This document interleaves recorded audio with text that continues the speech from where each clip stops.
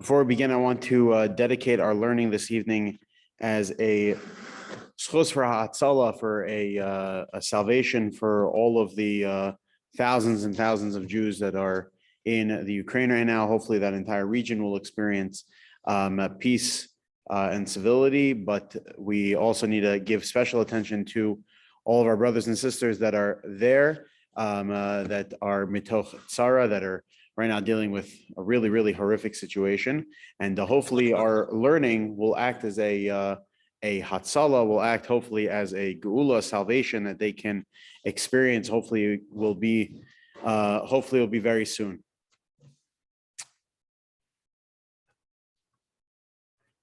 We had finished our discussion about free will.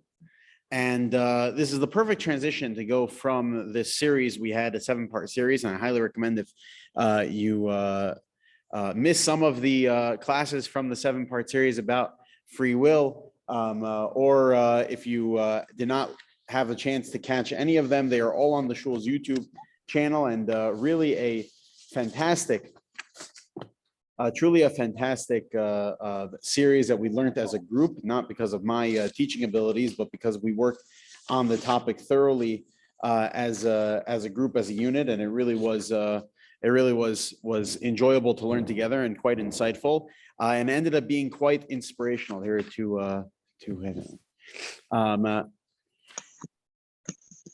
but it's a perfect transition to go from the topic about free will into this next topic that we're going to do over the next couple of weeks, is the topic of why did God create the world? And the reason that it is such a good transition is because there's a logical deduction that is attributed to the Ramchal, that the Ramchal writes that part of the proof as to how we know that God created the world is our free will, in that if there is a being that I have one of the proofs to free will rather is the fact that there is a rational creator. Because if God was not a rational creator, so then he would just make these automated beings, and if there were these automated beings that were just mulling around and doing whatever God wanted us to do, so then what would be the whole purpose of creation? Obviously, then we have free will. That was one of the proofs that we espoused from the Rambam. Now, while that particular proof can be attested, nevertheless, it is a good transition to discuss why is it that God created the world. And I want to begin, if you take a look at page number 1 with the Ramchal. The Ramchal, Rabbi Chaim Moshe Luzzatto of the 18th century, was one of the greatest Jewish philosophers to live in the last 500 years. He's buried in Tiberia, right next to Rabbi Akiva. They say because the Ramchal was brought into the world, this is what the tradition is that he was brought in the world to backfill the first 40 years of Rabbi Akiva's life. Rabbi Akiva, the Talmud tells us, did not begin studying Torah until he was 40 years old. Those 40 years needed to have been made up for. And the Ramchal, who only lived 40 years, was brought into the world for that purpose. And the two of them are buried next to each other in Tiberia. Very interesting. The Ramchal, in his Mesilas Yesharim, discusses why it is that God created the world. Tonight, by the way, we're going to give 3 different perspectives to answer the question as why God created the world. But the Ramchal writes the following: Yesod HaChasidus. If you take a look on page 1, there's 3 columns. So we're in column number 1. Yesod HaChasidus, the foundation of true piety, v'shoresh ha'avoda hatamima, and the root of perfect service of Hashem, hu she'yisparer v'yis ametz etzel ha'adam, so that a person can clarify and verify for himself ma chovaso ba'olamo, what is their role in the world? What are they doing here? This is what every single person needs to ask themselves. What is my purpose in the world? What am I doing here? And the Ramchal says, V'lama tzarech shi'asim mibat'o umegemaso b'chol asher hu ama b'chol yemei chayav. That what is it that I need to direct my attention toward and put my energy into? And what is it that I need to be striving for throughout my life? And if you take a look at the second column between the two stars, I apologize, I'm looking now at this photocopy and it's almost impossible to read. So please forgive me. It is okay. That's it. The machine wanted to test my patience tonight. And he writes the following. He gives the following analysis. Vihine, that you could say the following. Ma horenu chachmenu zechronim levrachahu. That what our great sages have taught us, that the purpose of man, sheha'adam lo'nivra ela lehisaneg al Hashem, that the whole purpose of man's creation was to enjoy, bask in the delight of God, and to benefit from his radiance, to benefit from God. The purpose of man was for the goodness of man. It was for man to enjoy God.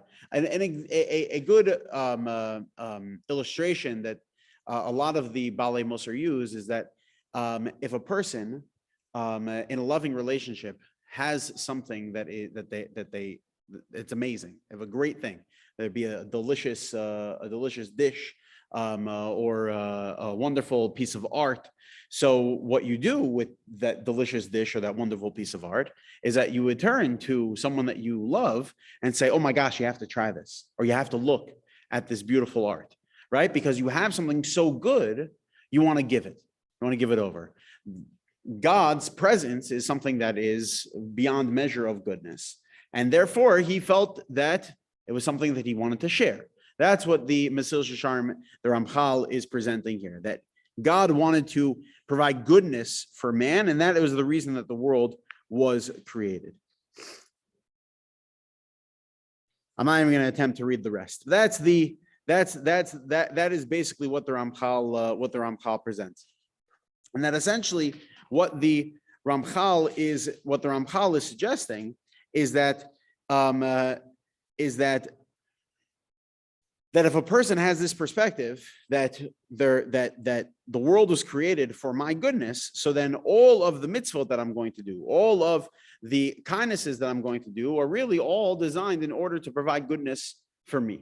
And that is part of the motivation as to why it is that I'm going to do all of the mitzvah, why it is that I'm going to follow the ways of God, why it is that I'm going to, what it is that I'm going to strive for in this world, what it is that I'm going to push myself and to provide energy towards, is in order to attain that goodness, which is the whole purpose of the creation of the world itself. So that is number one perspective from the Mesilas Yesharim. Now, it is interesting that according to most of the commentators, this is not just the Ramchal making this presentation, that the purpose of the creation of the world was for the goodness of man, but David HaMelech, King David himself in Tehillim, writes, Ki amarti olam chesed yibaneh, that forever will it be built, Ki amarti, that God said, for I have said that forever it will be built, with kindness, meaning the world, that the world will be built with kindness. Shamayim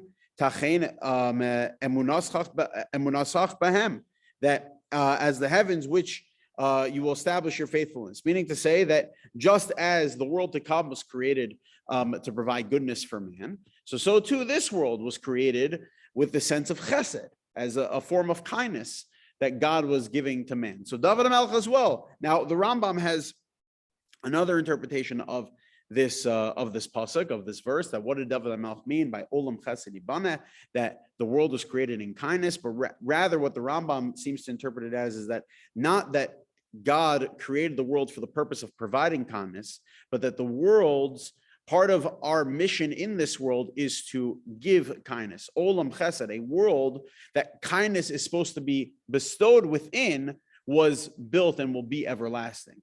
That is the way that the Rambam learns. But nevertheless, the basic reading of the verse is like the Ramchal. The basic reading of the verse is that David Melech is saying that God created the world as a form of kindness, to provide kindness for man. The Ramchal making it much more specific. The kindness is the fact that we have the opportunity to bask in God's presence, in the Shekhinah, and all of the mitzvot that we do, all of our pursuits should be focused on exactly that. That's the position of the Ramchal. But there's two other positions. The next, probably most commonly expressed position is that of the Rambam. The Rambam writes that the world was created not to provide kindness for man, but for the sake of God's glory. And we're going to have to probably next week define a little bit better what that means. But it was for his own sake. It was for the sake of God's glory, that the way that God can have a kingship, which apparently is a necessity for God to have a kingship, the way for that to happen was for him to create the world for his sake, for the sake of his glory. If you take a look on page 2,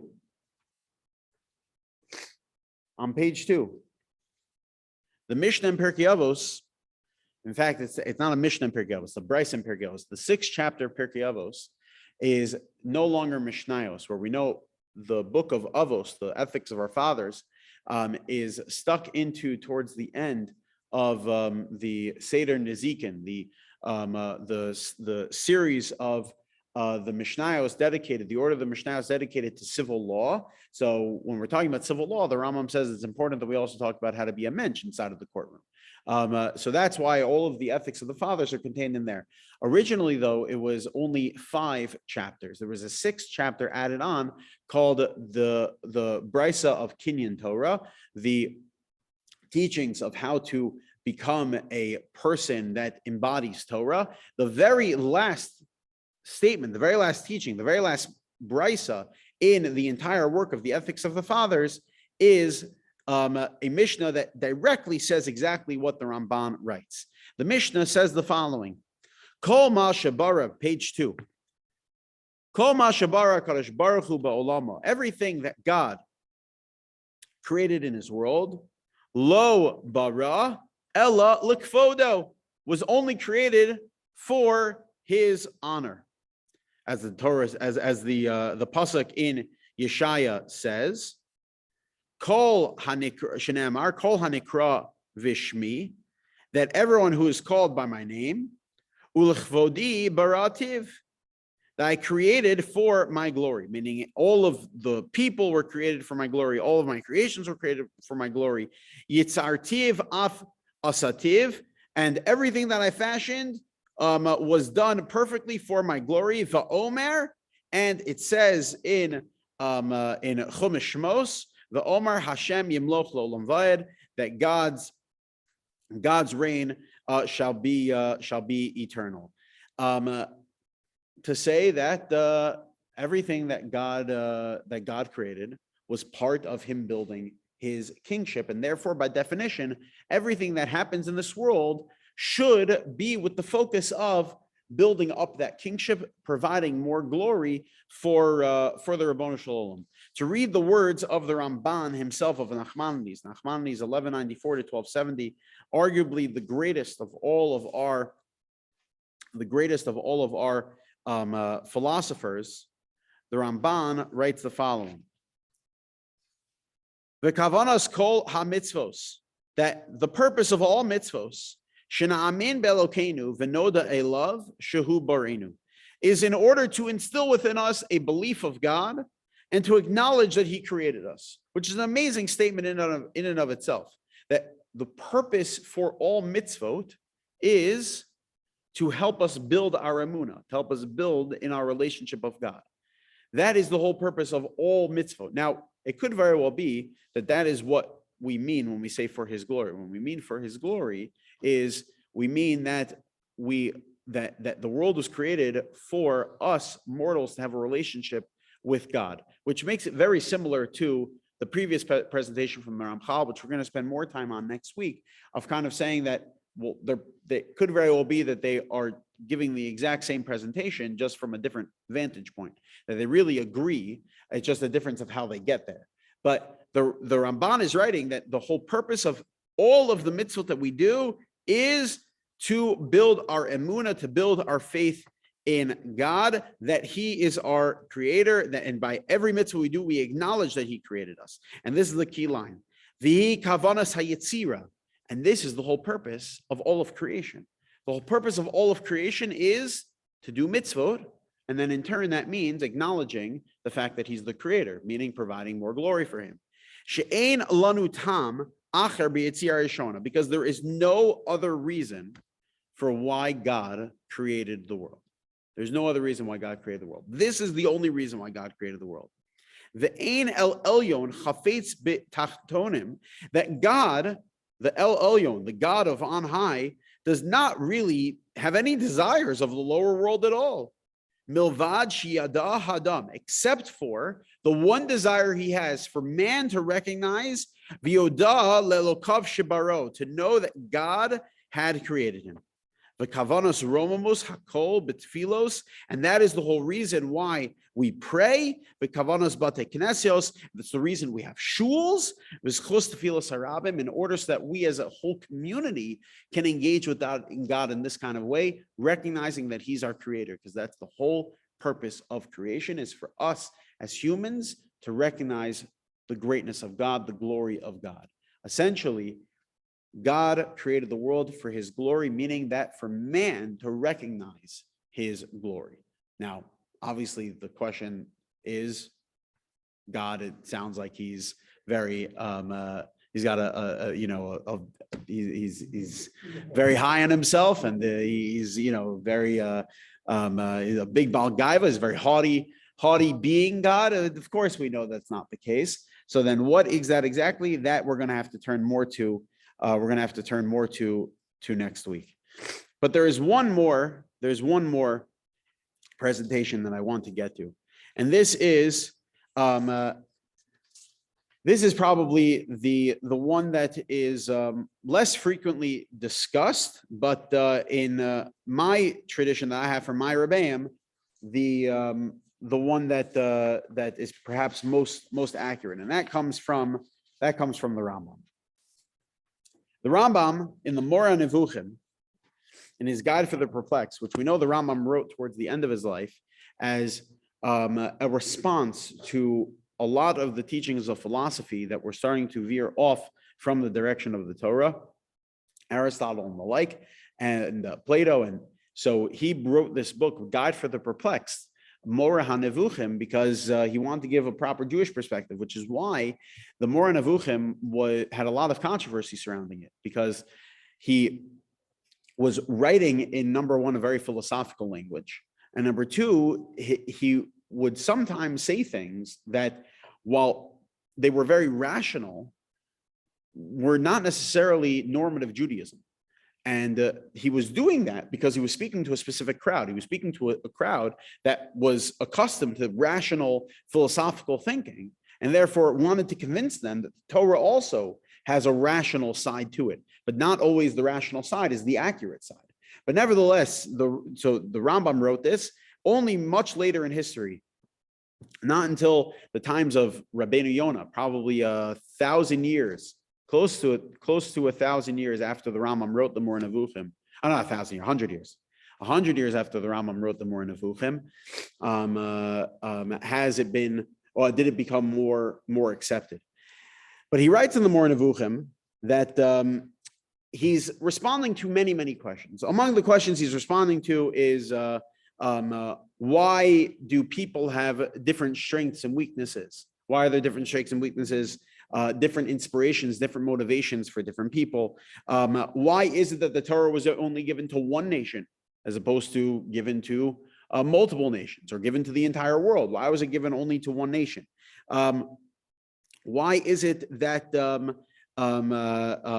their prophets are distinguished in that they get to experience certain miracles that the rest of the populace does not. What is the purpose of the different mitzvos? Why is it that there are certain commandments that are part of our nature that we are more likely to sin over versus other mitzvot that are much easier to follow? A lot of these very philosophical questions. So before he starts knocking down the questions one by one, he gives a brief introduction, basically to say that you have to be willing to accept an answer of, I don't know.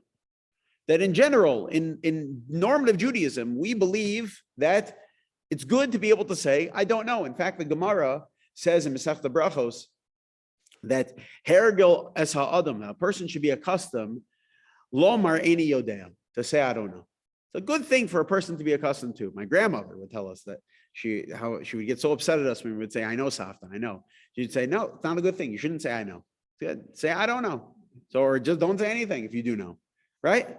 I don't know is a good, in fact, Rav Shechter is famous for this. Rav Shechter in yeshiva, guys will go over and ask him questions. And if he's not in the middle of studying that particular topic, if it's not something that he knows off the top of his head and it's something he'd have to work over, he just doesn't have time for, he'll say, I don't know.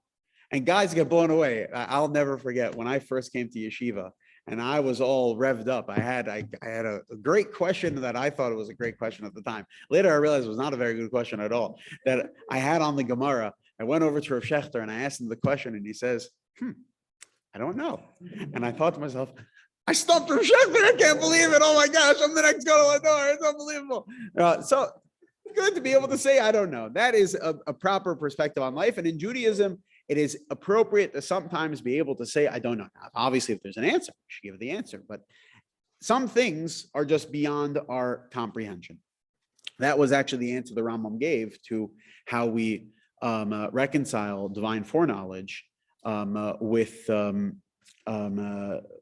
free will. How do you reconcile divine foreknowledge with free will? The Rambam says that the way that God works is beyond human comprehension.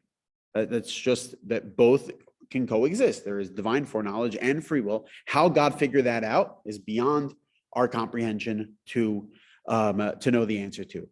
So with this as well, he writes, Truas kol hashelos halalu hi lomar. The answer to all of these questions, you have to know, kach ratza, that you have to be willing to say, o kach chayva chachmaso, or that his wisdom, God's wisdom, decided that this is the way that things should be. Kishem, just like you have to be willing to say kach ratza. This is what God decided, or kach chayva chachmaso. This is what His wisdom dictated. In this question as well, Kashem shehamatzi esa olam, just like regarding why God created the world, be'esha ratza b'tzurazu, why God made it at this specific time, right? God's infinite and above time.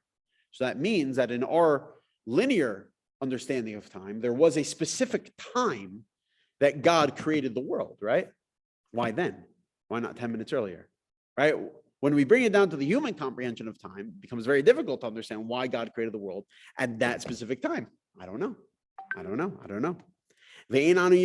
why does it look exactly the way it looks? Why does it look exactly the way it looks? I don't know. We can't understand God's will with this. We cannot understand His wisdom with this, to understand His particular wisdom and the particular form why He did what He did in creation of the world. Just like we can't understand Him with regard with regard to most of the questions that you have presented towards me. This perspective of the Rambam, that we cannot understand why God created the world, while the Ramban's is probably the most commonly given, Nachmanides, where he says that it was created for His glory. I mean, there's psukim in Yecheskel and psukim in Yeshaya, and a Brisa in Pirkei Avos, and there's so many textual sources that assume that God created the world for His glory. And the Ramchal also makes a tremendous amount of sense in that we had to have been created because we know God is ultimately loving and giving. And he also has a textual source that backs him up, that Olam Chesed Yibaneh, that God created the world with kindness. The kindness was for us. Nevertheless, the Rambam says, while those are nice ideas, and it's certainly something that we can appreciate in God creating the world, and both of those things could potentially be true, that's not the ultimate reason why God created the world. We can say with complete confidence. With complete confidence, we can say that we're not God.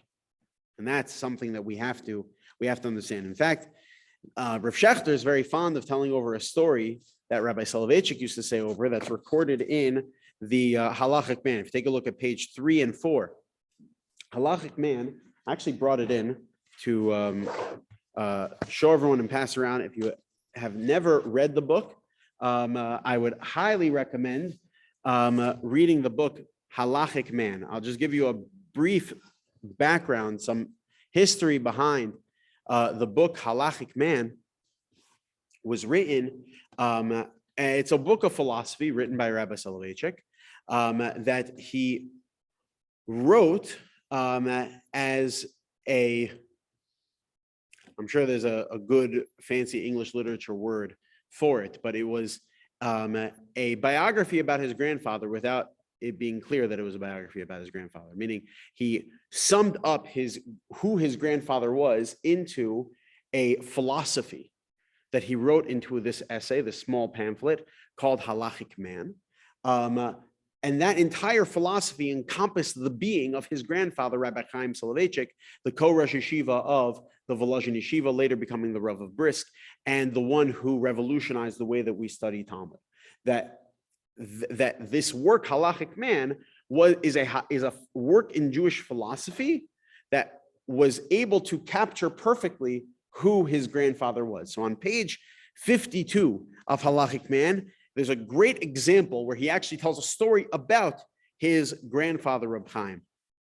The story takes place between Reb Simcha Zelig Riegler, who was the Dayan of Brisk. He was the rabbinical judge in Brisk, with his grandfather, Reb Chaim Soloveitchik, who was the Rav of Brisk, and the two of them were traveling together. And when they were traveling together, they ended up in a certain place, and this is where that's where the story picks up over here in on page 52 of Halachic Man, page 3 in the sources. Reb Simcha Zelig, the disciple and friend of Reb Chaim, related to me the following incident. So this Reb Simcha Zelig Riegler told this to Rabbi Soloveitchik. Once he and Reb Chaim visited someone's house in Vilna. It happened to the way that Rav Shechter, I thought, tells it over is that the person's home was actually one of a Chabad Chassid, but that's not the way he brings it down over here. Nevertheless, just a detail.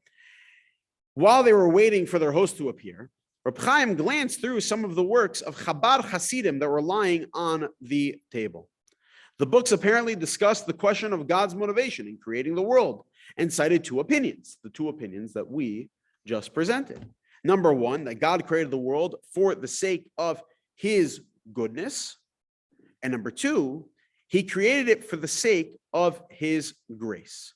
So number one is Olam Chesed Yibana, that it was for us. It was God, an act of infinite kindness that God did by creating the world for us. Or number two, like the Ramban, that it was for God's glory, that he was building his kingship of Hashem Yimloch Li'olam Va'ed, that in order for God's kingship to be there, the world needed to have been created. And every time we do a mitzvah, it provides more to God's glory. I'm interpreting it as the same way the Ramban was talking about as his glory. Yeah. No, I think that his grace meaning his, not God's gracefulness, but us being graceful towards God, meaning his glory.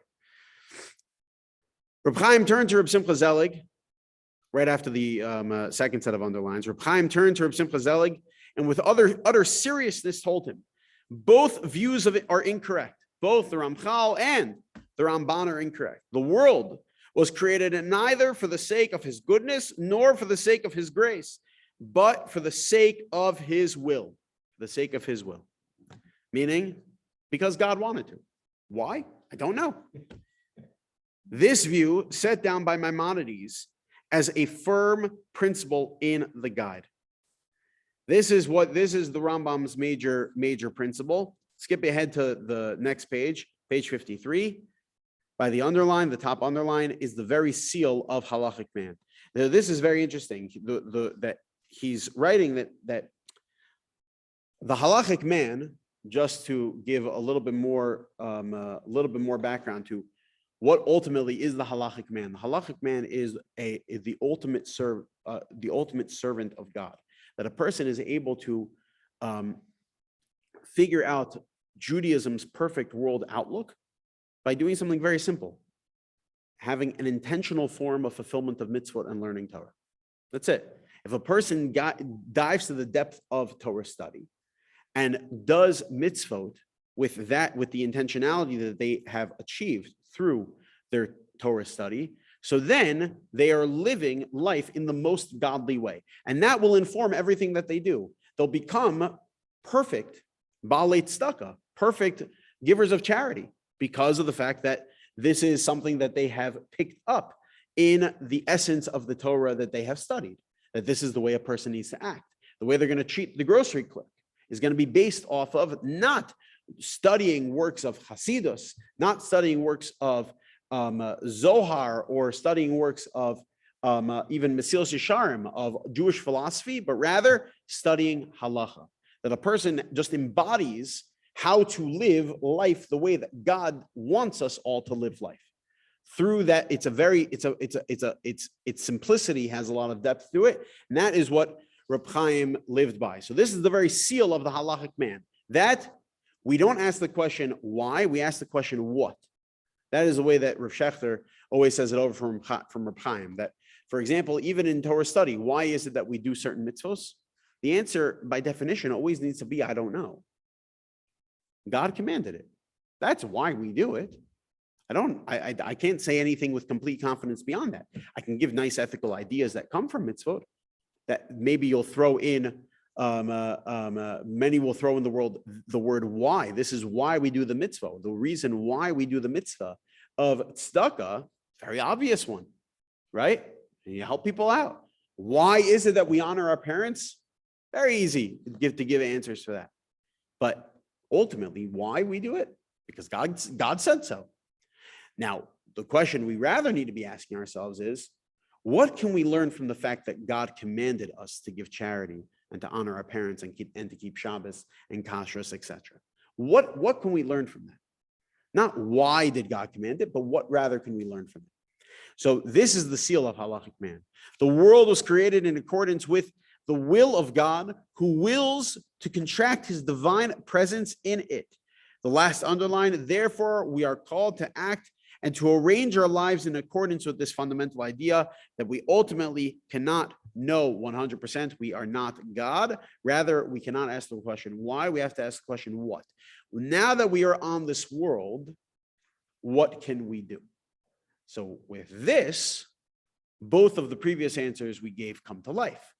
The answer to what can we learn from the fact that God created the world can be two basic answers that we presented before. Number one, what we can learn is the fact that God gave us an ultimate kindness.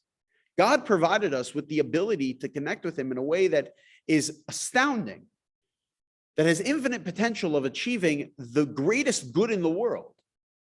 That's a lesson for us to learn and apply in our lives to be godly by giving to others in order so that they too can have goodness. And also, what can I learn from the fact that God created the world for us to give glory to him? That so too, we need to make sure to have hakaras hatov, that all the things that are bestowed upon us, we recognize as something that needs to have glory. That whenever we have the opportunity to give back, we should give back. That these are just two perspectives on what we can learn from the fact that God created the world. That these are potentially two answers, not to the question of why God created the world, but what can we learn from the fact that God created the world? Perhaps these are two answers. With this in mind, we can appreciate an amazing Rambam that exists at the end of Hilchos Megillah. The Rambam, Maimonides, at the end of his work of Jewish law, and we quoted the beginning of this over Shabbos. The Rambam is talking about the mitzvah of giving matanos levionim, of giving gifts to the poor. The Rambam writes, "Mutav la'adam laharbos b'matanos levionim," that if, let's say, a person has a Purim budget, they have a Purim budget. They've have a allotted amount of money that they're going to be using over the course of Purim. They've already registered for the Purim Suda, right? And I think tomorrow's the last opportunity. Everybody on the Zoom, tomorrow's the last opportunity. So midnight tonight? Oh my gosh. Okay. If anyone sends in tomorrow, I'll override the system for you. Special deal for coming to the class. Okay. You already registered for the Purim Suda. You already sent in your Halachaman form, okay, and you already took care, and you made sure to hear the Megillah, and you set aside money for gifts to the poor, and now you have a little bit left over in your Purim budget. You have a little bit left over in your Purim budget. So, what are you supposed to do with the surplus in your Purim budget? The Rambam says, better mutav la'adam laharbos b'matanos levionim. Use the surplus to give more gifts to the poor, to give more tzedakah. That's much better. Laharbos b'sudaso b'shlach manos l're'eyu. Better than to get more lavish suuda, or to have a more lavish mishlach manos, a gift that we give to our friends to facilitate food for their suuda. Better that you set aside the surplus for gifts to those that really need it. She'ein shem simcha gedola umefura, because there is no greater joy in the world, no greater honor that a person can achieve, ella lisameach leiv aniyim, than to gladden the heart of those that are less fortunate, v'yesomim v'almanos v'gerim, the widows, the orphans, those that need an extra helping hand. The greatest honor and the greatest joy a person can receive in the entire world is to give to those that need it. But then the Rambam continues. The Rambam says, "Shamisamech lev hamalim ha'elu," because one who actually achieves gladdening the heart of those that really need it by helping others. So then, dome l'shchina, you have become similar to God Himself, to the omnipresent. You have learned the lessons of creation. You've taken in the lesson of creation. What's the lesson of creation? Olam chesed yibaneh. God to provide kindness. That's what we can learn from creation. Why God created the world, I don't know. But now that He created it, let me give some depth to here. What can we learn from the fact that God provided this amazing kindness to us?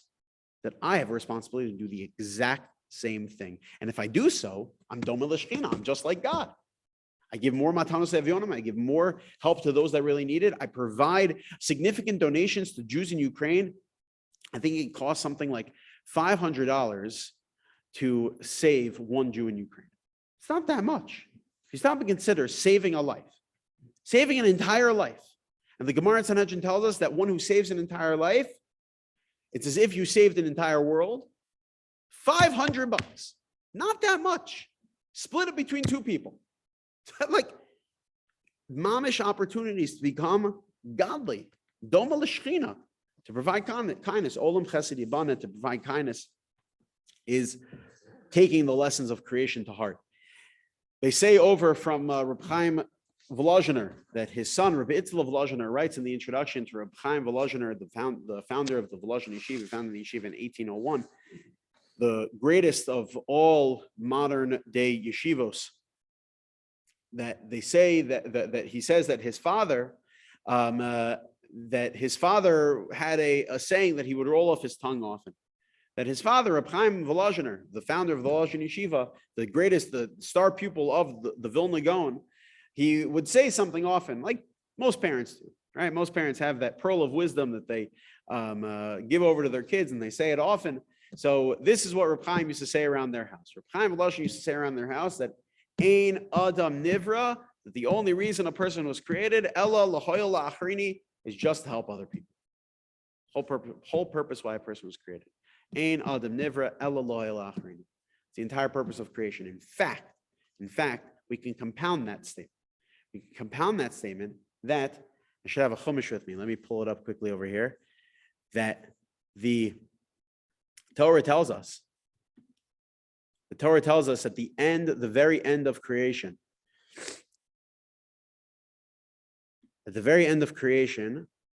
the first chapter of Bereshit, the Torah tells us, if the computer worked, that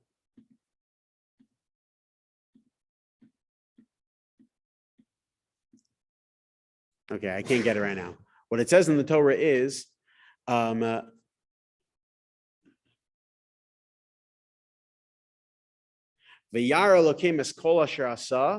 that God surveyed everything that he created, v'hinei tov me'od, and it was very good. Now that statement that God made, v'hinei tov me'od, it was very good, was what he made that statement right after he created man. After he created man, he said, hinei tov me'od, it was very good. By all the other creations, all God said was tov, it was good. But when it came to man, tov me'od, it was very good. There's a number of different explanations for this. The Svarno writes beautifully that it was because the total was greater than the sum of the parts, that each individual creation is tov. But once God finished creation, so then the total was infinitely greater than just the sum of day 1 plus day 2 plus day 3 plus day 4 plus day 5 plus day 6 does not equal 7. It equals infinite potential. That's why it's tov me'od once God made his final creation, that of man. The Rambam gives a very, very difficult to understand explanation why God says at the end of creation, tov me'od, because God surveyed, he surveyed what he created. Why was he surveying what he created? To see if there was anything that needed to be fixed. To make sure, double checking his work, which is very difficult to understand because God is perfect. But the Kli Yakar writes, why specifically Tov Ma'od? Because until man was created, God had not finished his mission of, or part of what needed to be imparted as a lesson for the creation of the world, of Olam Chesed Yibana, of building world of kindness. Once man was created, so then that purpose, or one of the potential lessons of creation in kindness, of giving kindness, not only was able to be imparted, but was able to then be passed on and paid forward. That now man had the ability to bring the world to its potential by giving. That's why God surveyed what he created after the creation of man. It was very good because now the pinnacle of creation has been reached, just like Reb Chaim Volozhiner said, because this was the whole purpose of creation. Ein adam nivra ela l'hoil achrini, just to provide goodness for other. I think this is a lesson that we have to take to heart, especially during these times. The Rambam writes in another place that specifically this time period of the Purim season is a period where our tefillos and our actions, just like that of the time of the Purim miracle, resulted in major salvation for the Jewish people. So too, every time we come to this period, we have the same capacity to do so. The Rambam, the most rational, the greatest and most rational of all of our Torah leaders, of all of our Torah teachers and sages, writes that this is something that's in our hands to do during this time period, is through our actions, through providing kindnesses to others, through our tefillah, through our davening, can create salvation for Jews that need it all over the world. We know that right now is a very dire situation that needs proper salvation, that needs support, that needs our helps. And through doing so, we can culminate the whole purpose of creation. Next week, we'll continue in the series of why God created the world, perhaps reconciling the difference between the Ramchal and the Ramban of these two vantage points of for his glory versus to provide kindness. But we'll stop here. We'll stop here for now. All right. Ashkoch.